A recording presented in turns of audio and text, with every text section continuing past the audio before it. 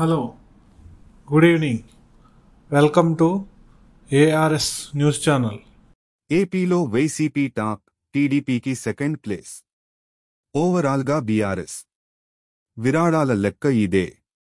దేశవ్యాప్తంగా రాజకీయ పార్టీలకు విరాళాలు 2023-24కు సంబంధించి లెక్కలు ఇలా. వైసీపీ టాప్, టీడీపీకి రెండో స్థానం దక్కింది. ప్రపంచంలోనే అతిపెద్ద ప్రజాస్వామ్యమైన భారతదేశంలో వందలాది రాజకీయ పార్టీలు ఉన్నాయి. ఈ పార్టీల ఆర్థిక స్థితిగతులు, ముఖ్యంగా వారికి అందుతున్న భారీ విరాళాలు తరచుగా చర్చనీయాంశమవుతాయి.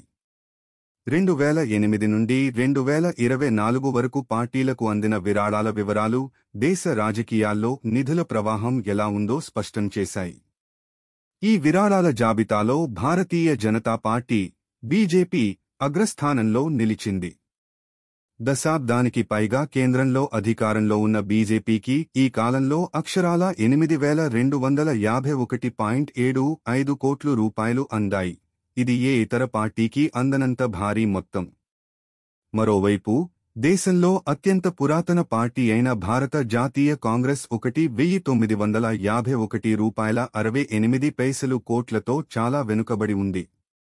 ప్రాంతీయ పార్టీలలో పశ్చిమ బెంగాల్కు చెందిన తృణమూల్ కాంగ్రెస్, టీఎంసీ 1,705.41 కోట్లతో మూడవ స్థానంలో ఉంది. ఒడిశాలోని బిజూ జనతాదళ్, బీజేడీ రూపాయలు 1,019 కోట్లు, తమిళనాడులోని ద్రవిడ మున్నేట్ర కజగం, డీఎంకే 676.50 కోట్ల రూపాయలు పొందాయి. తెలుగు రాష్ట్రాల విషయానికొస్తే ఆంధ్రప్రదేశ్లో వైఎస్సార్ కాంగ్రెస్ పార్టీ, వైఎస్సార్సీపీ 503.94 కోట్ల రూపాయలు, తెలుగుదేశం పార్టీ, టీడీపీ 320.68 కోట్ల రూపాయలు అందుకున్నాయి. తెలంగాణలో భారత్ రాష్ట్ర సమితి, బీఆర్ఎస్ పార్టీకి 383.65 కోట్ల రూపాయలు విరాళాలుగా అందాయి. రెండు తెలుగు రాష్ట్రాల్లో ఉన్న రాజకీయ పార్టీల్లో వైఎస్సార్ కాంగ్రెస్ పార్టీకే అత్యధిక విరాళాలు అందాయి. దేశవ్యాప్తంగా రాజకీయ పార్టీలకు సంబంధించి కొన్ని నిబంధనలు ఉన్నాయి. ఆయా పార్టీలు ఖచ్చితంగా ఆదాయ వివరాలను ఎన్నికల సంఘానికి సమర్పించాల్సి ఉంటుంది. ఈ నిబంధనల ప్రకారం రూ. 20 లోపు విరాళాలకు సంబంధించిన వివరాలు చెప్పాల్సిన అవసరం ఉండదు.